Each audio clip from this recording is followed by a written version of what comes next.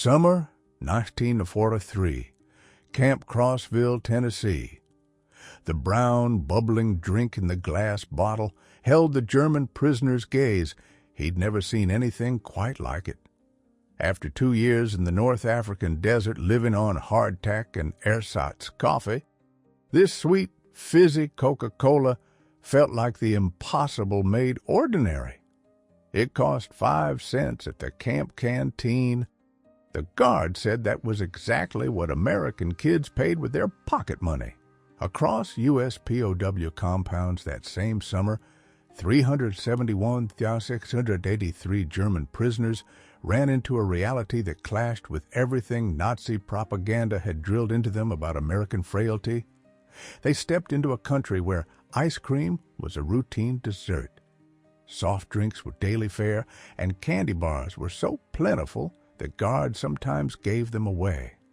These simple foods, treats most German children had never even tasted, undercut Nazi dogma more efficiently than any formal re-education program ever could.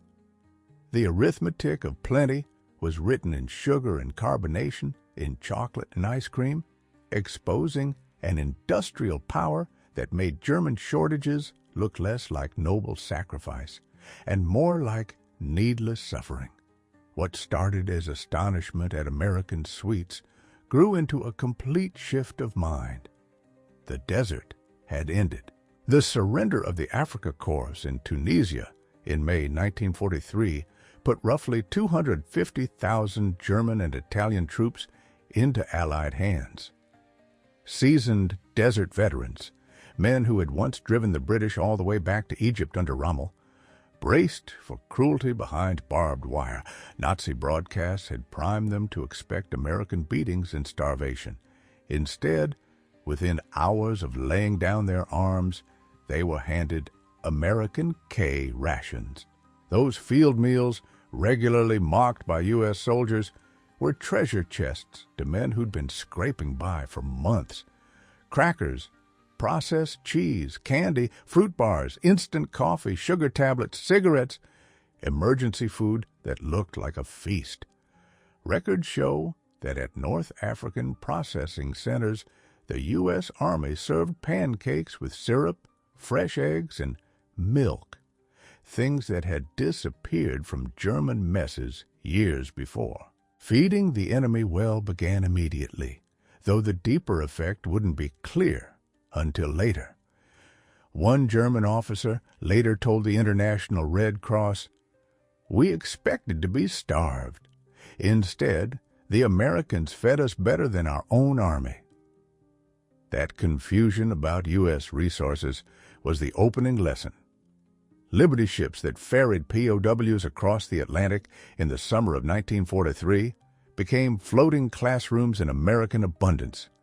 Built at a pace never seen before, at peak, one finished every 42 hours. Those ships moved up to 30,000 prisoners a month to the United States. Navy records show prisoner rations on board matched or exceeded the crew's, roughly 3,500 calories a day, with fresh bread, meat, vegetables, and coffee, sweetened with sugar and milk. Standard shipboard refrigeration kept perishables fresh through the 2-week crossing.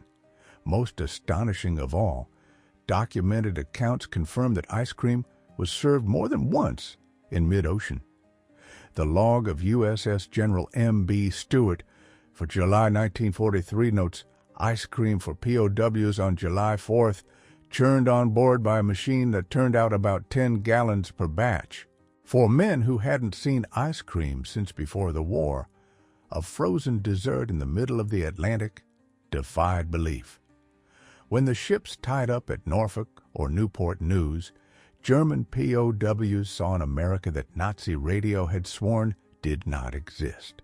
The Norfolk Naval Base, sprawling over 4,300 acres of waterfront, moved more cargo in a day than major German ports shifted in a week. At the port exchanges, shops for yard workers, prisoners glimpsed shelves loaded with candy bars from Hershey, Mars, and Nestlé. Procurement files from 1943 showed dozens of varieties at standard prices. 5 cents for most bars, the same price charged nationwide. The rail journey inland taught the next lesson. No cattle cars. German prisoners rode in passenger coaches. Dining cars served full meals. Menus from July 1943 list fried chicken, vegetables, pie, and coffee. The prisoners learned this wasn't a show. This was normal American rail service. The POW camp network built across the United States kept men in conditions that exceeded Geneva rules. Camp Crossville, Tennessee, typical of the larger sites, had electric lights, hot water, flush toilets, and heated barracks. Yet it was the exchanges, the PX stores, that hit hardest. Quartermaster ledgers show PX stocked multiple soda brands, Coca-Cola, Pepsi, Dr. Pepper, RC Cola, along with assorted candy and confections, ice cream wherever refrigeration allowed, cigarettes and tobacco, fresh fruit and snacks, and 3.2% beer. Prisoners earned 80 cents a day for labor, later raised to $1. With candy at 5 cents and Coca-Cola the same, a day's pay could buy 16 items, an abundance that Germans could hardly imagine, where such goods, if found at all, demanded special connections. Coca-Cola became a symbol of American industrial democracy. Company files record 5 billion bottles produced in 1943 alone.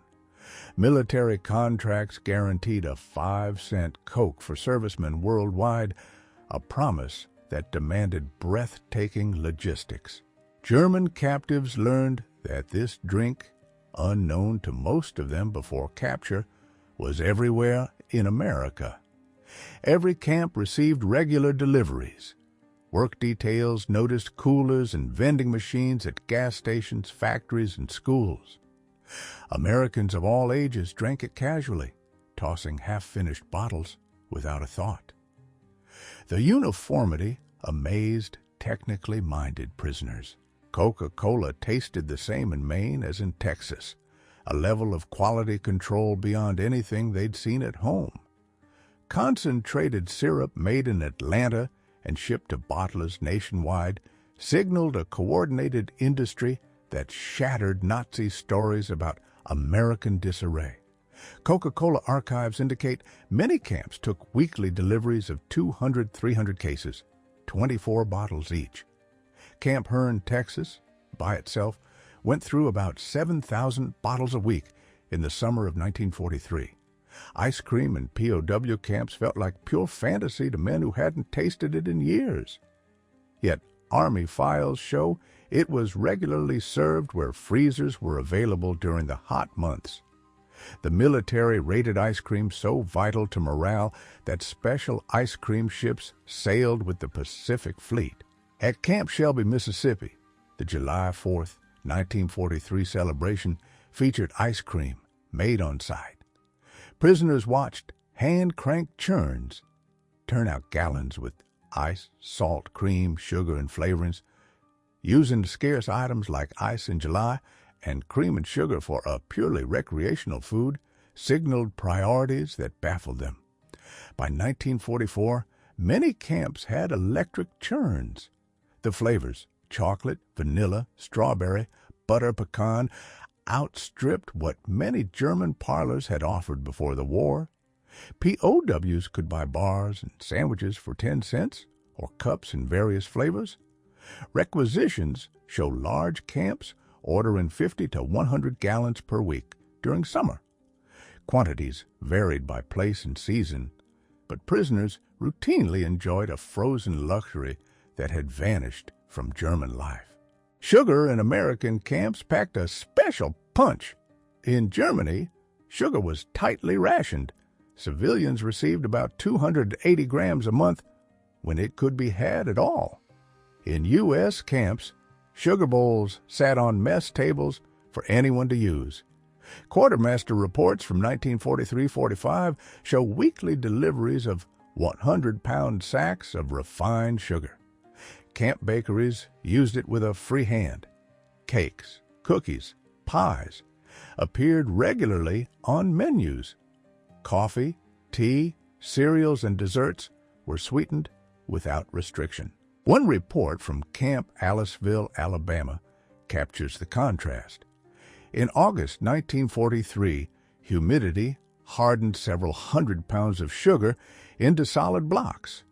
Rather than steaming it loose, as Germans would have, kitchen staff threw it out and ordered more. German POWs assigned to the kitchen were reportedly appalled at the waste.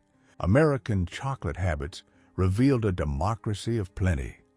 Hershey, Mars, and Nestlé turned out millions of bars per month despite wartime limits. The military alone bought around 380 million pounds of chocolate products during the war.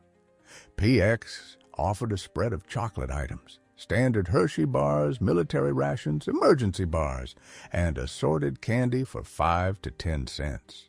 Prisoners noticed Americans had brand preferences and switched casually from one to another.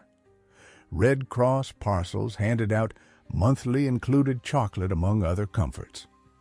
American Red Cross lists show typical boxes containing a chocolate or candy bar, 2 packets of instant coffee, processed cheese, crackers, canned meat, cigarettes, and soap. Those parcels topped up regular rations with luxuries that went far beyond what German civilians received as basics. Thanksgiving, 1943, introduced German prisoners to an American holiday built around abundance. The nationwide coordination required dwarfed anything they had seen. Army records confirm that every POW camp served the traditional dinner: roast turkey with stuffing, mashed potatoes and gravy, sweet potatoes, cranberry sauce, vegetables, pumpkin pie, coffee, and milk, getting turkey to roughly 425,000 POWs, while millions of American troops were also fed, put organizational muscle on display.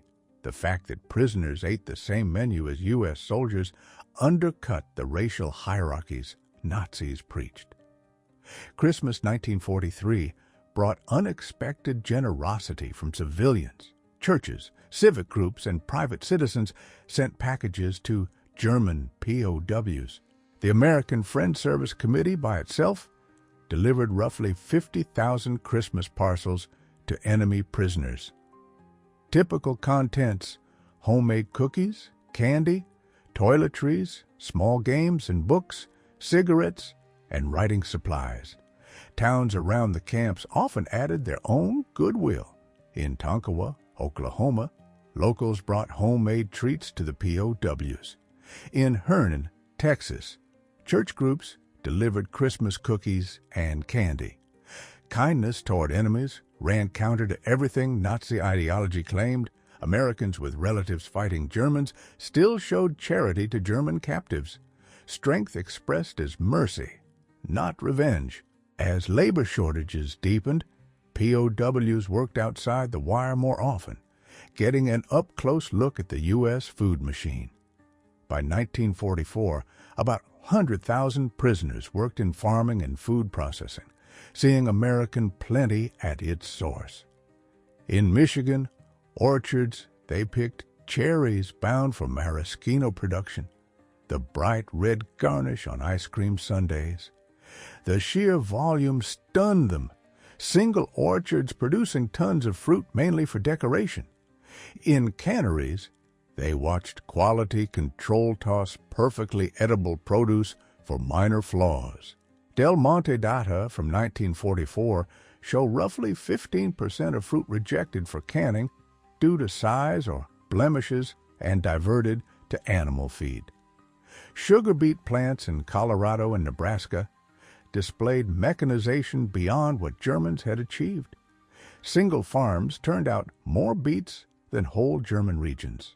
Prisoners learned that U.S. sugar production, cane and beet together, ran about 7 million tons a year, explaining the easy flow of sweets they kept seeing. POWs working near schools saw early versions of organized school lunch programs. Children got hot meals with milk, protein, and vegetables. The National School Lunch Act would come in 1946, but wartime pilot programs already existed. The daily milk impressed the Germans the most. Many schools provided fresh milk every day. Delivering it to thousands of schools on time every day showed a level of coordination Germany struggled to achieve for frontline supplies. Some cafeterias even sold ice cream to students.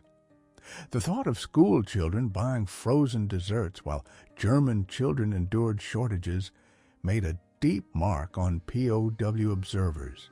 When minimum security details ate at American diners under guard, they met democratic plenty in miniature. These small restaurants served menus that would have suited upscale German venues, and yet anyone with modest cash could order. Price lists from 1944 advertised hamburgers for 25 cents, Coca-Cola for a nickel, a slice of pie for 15 cents, a sundae for a quarter, and a full dinner special for 65 to 75 cents. Equality at the counter, anyone could order anything, clashed with German social stratification.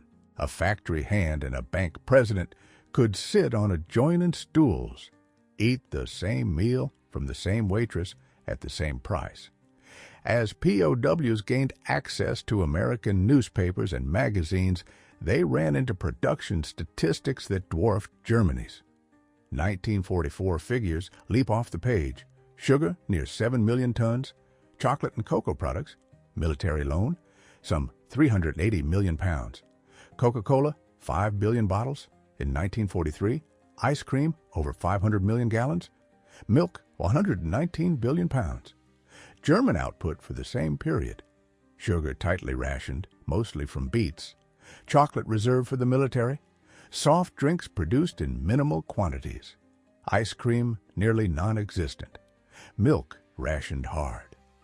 Published in the open, those numbers showed American wartime output exceeding Germany's peacetime highs. By late 1944, German POWs were sending food parcels home rather than receiving them. With camp wages, they bought American goods to mail back: chocolate bars, instant coffee, canned foods. International Red Cross logs confirm the reversal.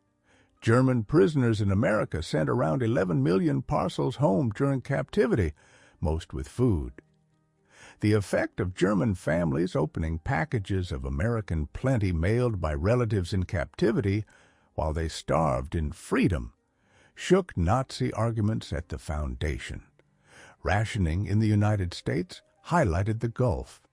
Americans grumbled about a sugar ration of roughly 2 pounds per person per month, more than triple the German allowance when it could be had at all. American meat rationing, about 28 ounces per person per week, outstripped what German civilians often saw in a month. Even under rationing, U.S. consumption stayed at levels Germans considered a fantasy. Price administration reports show Americans purchased roughly 74 pounds of sugar per capita in 1944 despite rationing, 10 times German consumption. Beyond Coke, POWs discovered a whole soft drink industry: Pepsi-Cola, Dr. Pepper, RC Cola, Orange Crush, and strong regional brands, all fighting for customers. The variety itself, many companies making similar products, signaled a market abundance impossible under a command economy. Bottling plants operated in every big city. The technology, carbonation, bottling, capping, labeling, was standardized and efficient. Single facilities made millions of bottles a year. Distribution reached every town, gas station, and corner store. By war's end, American soft drink output ran into the billions of bottles per year, dozens per person. That one industry alone outproduced whole segments of German consumer goods. Spring 1945 delivered the last lesson. As U.S. forces pushed across Germany, POWs in America watched newsreels showing GIs handing chocolate and gum to German children. The look on those children's faces, the joy of receiving candy their own government couldn't provide, completed the ideological collapse. The contrast was stark. American troops moving through enemy streets with enough sweets to give away while the state that promised victory served hunger. Films of the liberation of the camps showed American soldiers sharing rations with skeletal survivors. Humanity offered to victims of a regime those prisoners had once served. Between 1945 and 1946, German POWs went back to a shattered homeland. Many had gained weight in American captivity while their families had lost it in German freedom. They carried back a knowledge of plenty into a land of nothing. Medical checks found that POWs generally returned healthier than when they were captured. They reunited with families diminished by privation. The physical proof of American plenty versus German want was undeniable. Many men brought their final Red Cross packets home: chocolate, coffee, canned goods that became prized family treasures. Children who had forgotten the taste of chocolate took Hershey bars from fathers who had eaten ice cream regularly behind the wire. Former prisoners became unlikely champions of the Marshall Plan. They had seen an abundance that wasn't zero-sum. Prosperity built by production, not plunder. Their testimony that Americans could afford to rebuild enemies helped Germans accept American aid. They understood that American strength came from productive capacity, not extraction. They had seen a nation wealthy enough to waste food while fighting a global war. That mindset, creation instead of conquest, shaped West Germany's economic strategy. The Wirtschaftswunder of the 1950s drew in part on lessons learned in American POW camps. Men who had watched U.S. manufacturing, distribution, and consumer culture up close brought those ideas home to Reconstruction. They learned that mass production could turn luxuries into everyday goods. Standardization meant quality and efficiency. Broad consumer abundance fostered political stability. An industrial democracy could outproduce authoritarian command. Lessons absorbed through Coca-Cola and ice cream shaped a generation of German business and political leaders. The transformation of German POWs through American food abundance is preserved in quartermaster files, International Red Cross reports, company records, especially Coca-Cola's archives, censored but saved POW correspondence, post-war interviews and memoirs, and academic studies, notably the extensive work of Arnold Kramer.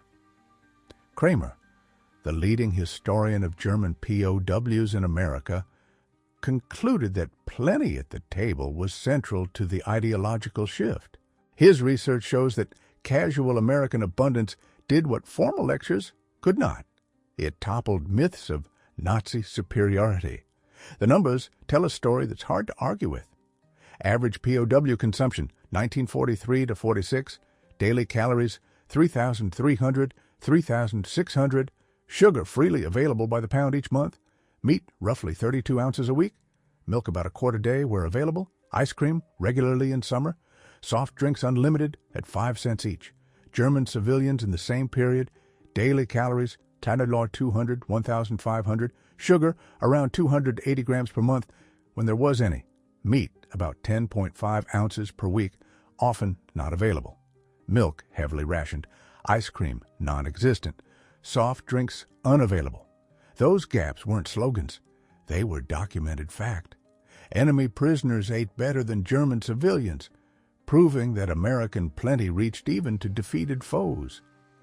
The POW encounter with American food culture left deep marks on post-war Germany. Coca-Cola returned to West Germany in 1949, and quickly became a symbol of alignment with the West. Ice cream parlors modeled after American soda fountains sprang up in German cities. Candy bars and chewing gum became shorthand for recovery. Former POWs often turned to importing American food products, having learned their appeal by taste. They knew these items meant more than flavor. They stood for abundance, democracy, and modern life. Supermarkets arrived in Germany in the 1950s with strong support from men who had walked American aisles as prisoners. They understood that democratic plenty needed new distribution systems, not just more factories. In post-war interviews and memoirs, German POWs again and again pointed to food abundance as the turning point. A former Africa Corps officer said in 1975, "We expected to beat a weak, divided America. Instead, we found a country that could give ice cream to its enemies. That's when we realized we'd lost more than a war. We'd lost our whole worldview." Another veteran told a filmmaker in 1985, "My first Coca-Cola was like drinking the future.